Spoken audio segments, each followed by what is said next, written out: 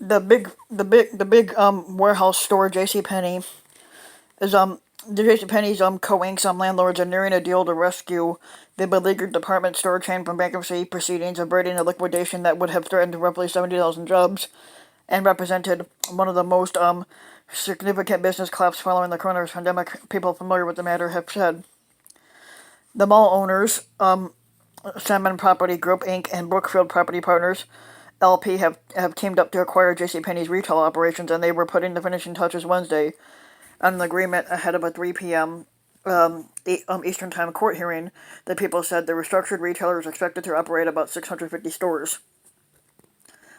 Hedge funds and private equity firms financing JCPenney's bankruptcy, meanwhile, would take ownership of some stores and distribution centers after giving portions of the Plano, Texas-based company's $5 billion debt load. One of the people said the lenders, led by H2 Capital Partners, would own those assets in two separate real estate investment trusts.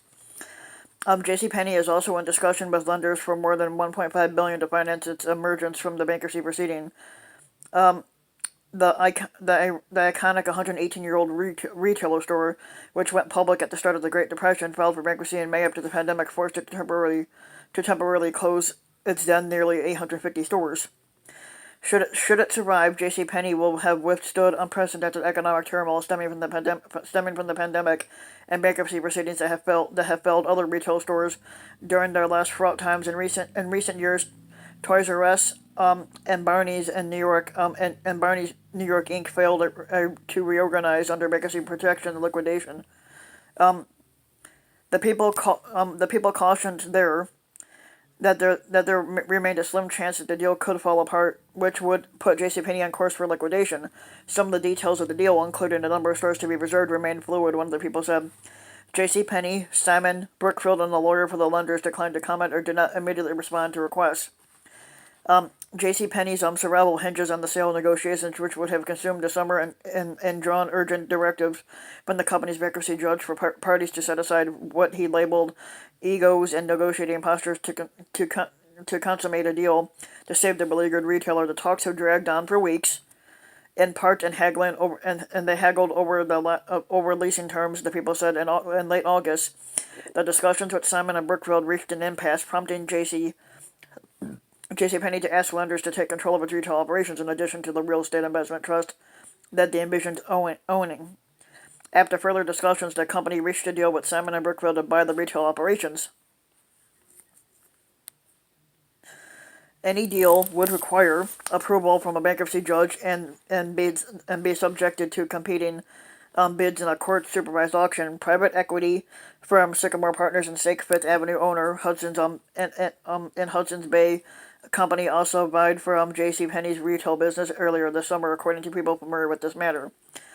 For Simon and Brookfield, the deal talks reflect a dramatic shift following the pandemic that is pushing them to rescue faltering retailers occupying the malls they own across the United States. The demise of a large tenants such as JCPenney would deprive them of rent and also potentially trigger contract clauses allowing other retailers to pay them less or break their leases altogether, further darkening the malls.